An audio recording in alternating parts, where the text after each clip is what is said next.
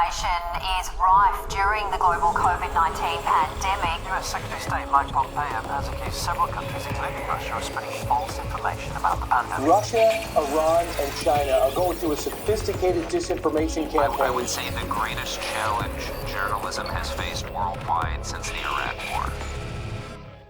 Hello, I'm Richard Gisbert, and you're watching The Listening Post. Here are some of the coronavirus stories the media angles will be covering from home this week.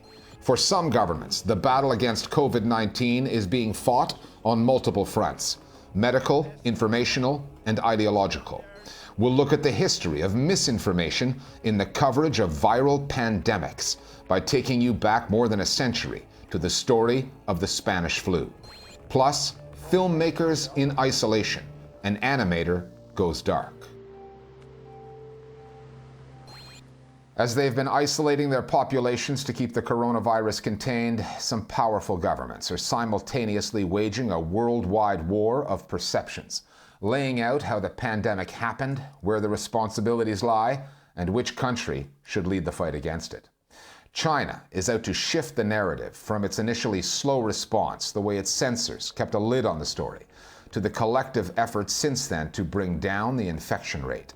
Beijing has also borrowed a page from Moscow's playbook, using mainstream and social media platforms to spread conspiracy theories and muddle perceptions.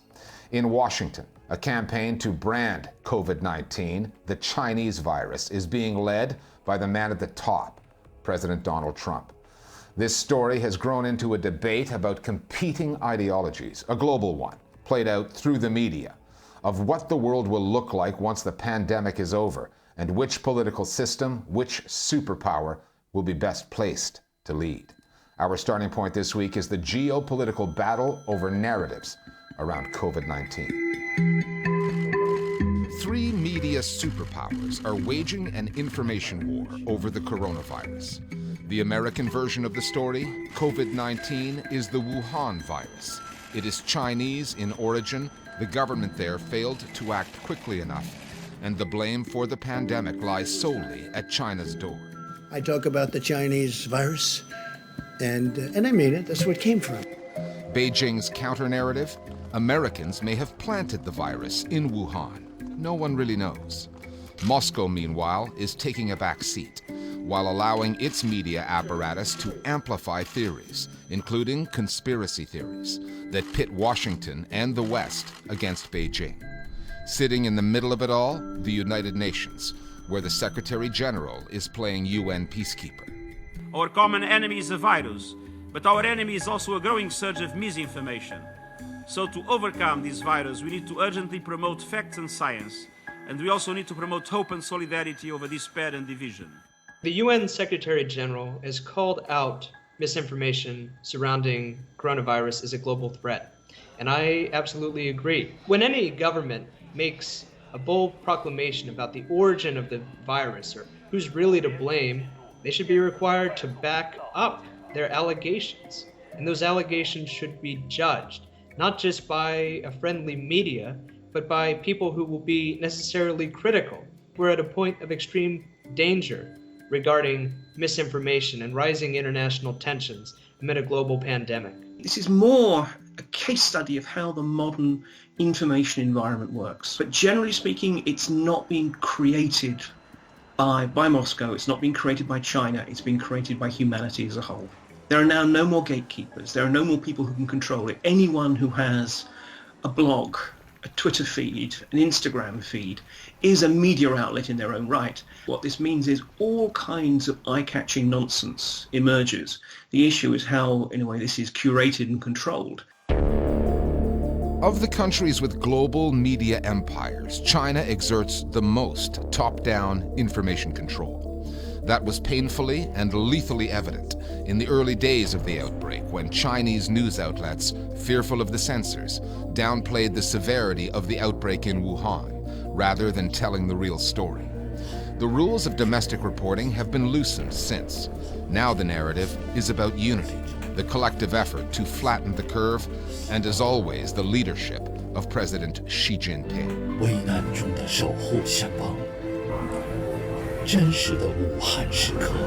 中央电视台纪录频道。 However, for international audiences, on another aspect of the COVID-19 story, the blame game, Beijing's propaganda model is evolving, mutating, and looking more like Moscow's. It started with more classic Chinese government strategies for rhetoric and propaganda, which are promoting single, immutable, positive narratives of China. However, in February, we started seeing something completely different, a clear attempt to emulate the Russian strategy of destabilizing the information environment, which was the use of Twitter accounts to spread conspiracy theories, things that there is absolutely no fact-based evidence for. For example, Zhao Lijian, who is a Chinese diplomat, promoted the idea that the coronavirus could possibly have originated in a US military lab, and that the US military had purposefully planted the virus in Wuhan. This wasn't just one person. This was picked up by other accounts as well. The fact that the coronavirus did originate in China is a source of great embarrassment for the Chinese Communist Party. And they'd like to do all they can to shift responsibility and to shift blame. And the fact is that people don't necessarily have to believe this rumor. They simply have to entertain it. If they entertain it as one of many possible explanations for the origin of coronavirus, then China has succeeded in sowing doubt about its own role at the beginning of this outbreak, and the Chinese objective will be satisfied. In the geopolitical battle over narratives and the coronavirus, Russia is also in the mix. A study produced by the European Union last month cited 80 instances of Russian media publishing misinformation designed to, quote, aggravate the public health crisis in the West. The outlets involved, however, aren't always Russia's major media players, and their content seems designed for external audiences. Sputnik's German-language site quoted an alleged expert saying that washing hands was useless against preventing infection, and Ren TV called COVID-19 a bioweapon created in an American lab and smuggled into China. I don't see signs of the kind of coordinated campaign that is being alleged. Again, the issue is this. Is there all kinds of stuff coming out of Russia, conspiracy theory and such like, which is essentially painting a fairly apocalyptic and/or anti-Western perspective? Yes, absolutely. However, in the past, when we've actually definitely seen Kremlin campaigns, what we tend to find is that different media, different channels are used simultaneously. So in other words, once the state actually gets involved, it tends to throw a whole variety of different tools into this particular operation. I've not seen that. A conspiracy theory that originates in one country or of one country's fringe media apparatus can be easily amplified by others. We saw this early in the coronavirus pandemic when it was fringe Russian outlets that produced many of the original conspiracy theories that were subsequently amplified by the Chinese Communist Party. We live in a truly global information environment that has many benefits, but it also comes with its downsides, particularly with regard to the spread of disinformation. America's misinformation problem starts at the White House and extends to President Trump's cohorts at Fox News. Both institutions initially downplayed the threat, suggesting there were politics at play, before admitting the obvious.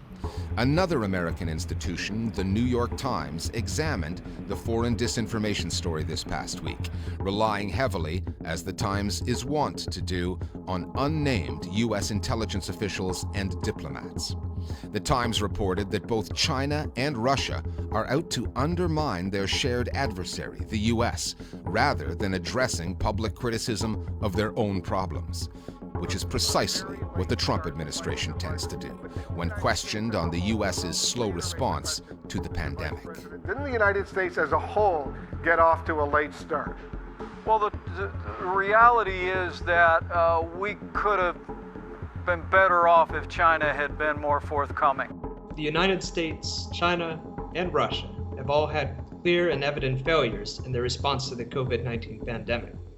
As a result, there's an inclination to find external actors to blame, to shift the blame to other countries, and to shift the ire of your population, who may be wondering why the government hasn't done enough.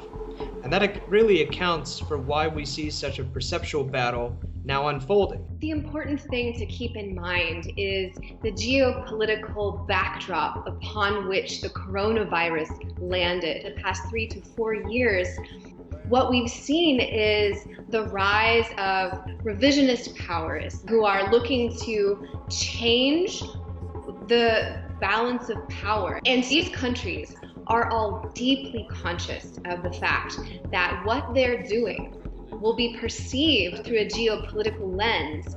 Whose systems are better? Who's going to emerge from this with a stronger position in the world? In the West, there has been this easy assumption of the end of history, that basically liberal democratic systems have proved that they are the most efficient, they are the most responsive ways of dealing with the challenges. Now we're seeing that in times of much more sort of hostile challenges, authoritarian regimes are saying, well, actually, given that the world is an increasingly complex place, we are the ones who can actually respond to it more effectively. So, like it or not, COVID-19 does pose an interesting existential challenge about what kind of systems are best placed to deal with the challenges of the 21st century.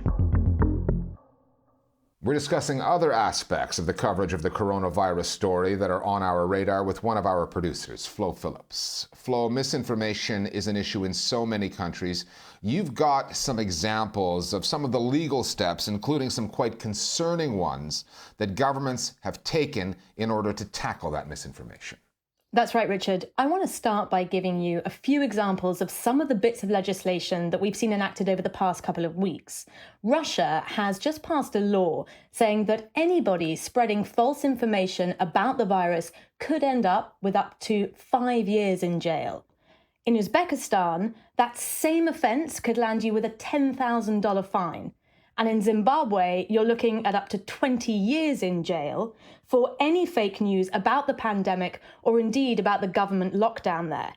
Now, the trouble with a lot of these laws is that they're very vaguely worded, and it's up to the state to decide what is or isn't misinformation. And some governments are taking this even further. They're looking beyond fake news. It seems that they're trying to control all the media output on the coronavirus story. Why don't we start with India on that, which has 1.3 billion people under lockdown? Managing the messaging there seems to be one of the top priorities for Prime Minister Narendra Modi. His government tried to get the Supreme Court to approve a directive saying that all reporting on COVID-19 had to go through the government before publishing. Now, the Supreme Court has managed to shut that measure down. We'll see how long that lasts. By contrast, the government in Armenia have actually succeeded where India has failed. They've banned publishing and indeed sharing any information that isn't officially government approved. And in Turkmenistan, and I think this might be one of the most bizarre moves that I've seen, they've actually banned the use of the word coronavirus in the media, as if that's somehow going to help. And the question that people must be asking themselves in these countries, Flo, is how long do these laws remain in effect? Because we know that measures that are passed during a time of an emergency have a way of staying on the books. They do, and that has Europeans looking at a country like Hungary and the increasingly authoritarian tendencies of the Prime Minister there, Viktor Orban. Now, Orban had already declared a state of emergency back at the beginning of March. This past week, his party managed to push through legislation which now means that he is ruling the country by decree. Again, the wording is very vague and the penalties are stiff. Anyone deemed to have spread information that hinders the government's response to the epidemic could end up with up to 5 years in jail. And just one last thing. There are no end dates specified in any of these measures, which means that the state of emergency in Hungary can last as long as Viktor Orban wants it to. Okay, thanks, Flo. In assessing a news story as big as this coronavirus, how the authorities should respond, how the media should cover it, we tend to look back at comparable events for lessons learned. From the outset of this outbreak, historians have been going all the way back to 1918 and the Spanish flu pandemic, or as we should say, the pandemic that came to be known as the Spanish flu. More on that in a few moments. John Barry is an American historian. He's the author of the New York Times bestseller, The Great Influenza, the epic story of the deadliest pandemic in history. The Listening Post's Nick Muirhead now, working from home, interviewing John Barry on the role the media played in 1918, how news organizations, through self-censorship as well as misinformation, helped spread the virus, and how, more than a century later, we are seeing some disturbing parallels in the news coverage today. Mr. John Barry, thank you very much for joining us here on the Listening Post. You're very welcome. Let's start with your book, The Great Influenza, the story of the deadliest pandemic in history. That deals with the Spanish flu, the outbreak in 1918. We know that it occurred in the final year of World War I and that the disease was spread around the globe in a large part by soldiers returning home. However, Spain was neutral in that war, so no soldiers, and the first cases of the Spanish flu weren't detected in Spain. So why do we call it the Spanish flu?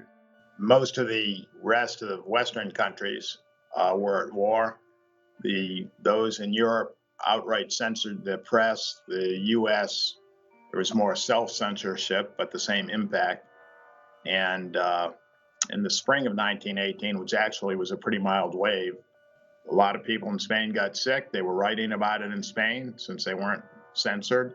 The King of Spain got sick, which, of course, generated a lot of publicity. And it picked up the name Spanish flu. But as you said, it did not start there. That pandemic claimed anywhere from 50 to 100 million lives. And in your book, you write extensively about how the US media covered the pandemic. Can you tell us a little bit about the role that the media played back then? The press certainly played a role in making things worse, unfortunately, by not telling the truth. That came out of the government, but it was echoed by the press in most cities in the United States. For example, in Philadelphia, where there was a massive parade of hundreds of thousands of people watching it, the medical community was telling reporters that this parade should be canceled. The reporters were writing stories. Editors were killing the stories. And like clockwork, 48 hours after the parade, which is the incubation period of influenza, the disease really exploded in the city. And that happened to be one of the hardest hit cities in the country, if not the world. In North Carolina, they would not even print the names of people who died because they didn't want to upset people. And what happened if newspapers didn't toe the government line? In one instance that I cited in the book in Wisconsin, when a newspaper actually did try to tell the truth, the Army started proceedings to prosecute them for violating what was called the Sedition Act, which could have involved sending the editors to prison for 20 years. Although they are, as the pandemic continued, the Army dropped that prosecution, but that was the initial attitude of the government toward anyone who tried to tell the truth. So you had a government that was trying to downplay the severity of the outbreak and in some cases outright lying. You had a news media that was, as you say, for the most part, echoing those lies. What was the consequence of all of that? How did it affect those communities? When you have an element of fear out there anyway, because there was good reason to be afraid. And you can't believe what you're being told. You have no source of accurate information whatsoever. All you have is rumor, like the worst of the internet today. And I mean the worst of the internet. You know, it's atomizing. Instead of a community come together, it was everybody for himself or herself. Again, to use Philadelphia as an example, when there were calls for volunteers, those calls went unanswered. By contrast, in one of the few cities where the leadership did tell the truth, in San Francisco, the mayor, business leaders, union leaders, medical community all signed a joint statement full page in the newspaper, huge print said, "Wear a mask and save your life." Now, as it turned out, the mask did not help. But the point is, that's a very different message than "this is ordinary influenza by another name." And in San Francisco, the whole community worked together in a very organized fashion. The city continued to function much better than most other places where the public had been lied to. I can't help but think that we're seeing history repeat itself, because you've had Donald Trump come out day after day, at least in the initial stages of the outbreak, saying that everything's going to be okay, that the disease will disappear, that his administration has it under control, and all of which was mirrored on Fox News, which is the most watched TV channel in the US. This virus should be compared to the flu, because at worst case scenario, it could be the flu. As of now, the US has more confirmed cases of coronavirus than any other country on earth. So when you look at the rhetoric coming out of the White House and the coverage on Fox News, do you see a repeat of 1918?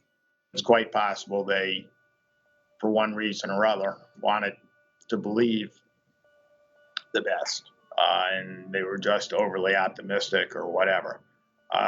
So I'm hesitating to call them outright lies, as in 1918 when they were lies. But when you have messaging going out for a couple of months saying that this isn't really a very big deal, It's going to all work out. Everybody has to be calm. It's all going to work out. it makes it difficult to suddenly tell those sane people, you know what, it is a big deal. You need to stay home. You need to stay 6 feet away from anyone. The mixed messaging is tough. I want every American to be prepared for the hard days that lie ahead.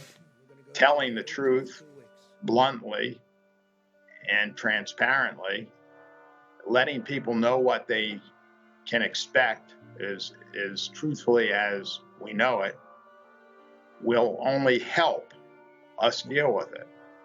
The head of Singapore's government, when the virus arrived there and the country was going through somewhat of a panic initially, he had a very detailed, forthright, candid, televised statement trying to explain exactly what was going on. We've actually been preparing for a situation like this ever since we had SARS in 2003, 17 years ago. And Singapore has done a tremendous job in terms of functioning even in the midst of this. What you often hear at times like these is that news organizations need to report responsibly, that they need to be careful not to induce mass panic. Isn't there a conflict there for journalists who want to report the story accurately, but who are afraid that by doing so, they might make the situation worse? No, I don't think so. There's a phrase, risk communication, I'm sure you're familiar with, tries to balance things. I despise that phrase because it implies managing the truth. I think you tell the truth, you don't manage the truth. I think people are much more capable of dealing with the reality than they are with the imagination. Okay, thank you very much. Thank you. You know, if you downplay something, then it gets a lot worse. What do you say to Americans who believe that you got this wrong? All you've done is lose your own credibility. The real truth. Stay calm. It will go away. You know it is going away. You know, maybe you gave some people a few days of solace, but that's also a few days that they could have prepared themselves better. And if you watch a horror movie, before the monster appears on the screen is the scariest time because your imagination takes over. Once the monster appears, it's never as frightening as what your imagination created. So tell the truth, whatever that truth is, let people prepare. Indeed. Mr. John Barry, thank you very much. You're very welcome. Thank you. Take care. Bye-bye. Bye. And finally, you've seen all those feel-good music videos making the rounds online, all those people coming together during these difficult, solitary times. Well, here's a much less happy look at life in quarantine. It's an animation made by a Lithuanian filmmaker named Robertas Nevechka. It depicts people working in the film industry, socially isolated, how they're killing time. The voice fragment that you will hear off the top is from a public health video called Sniffles and Sneezes. It was made in 1955. Viewer warning, this video is dark. If you're looking for a happy ending, look elsewhere. We'll see you next time here at the Listening Post. Protect yourself against infection.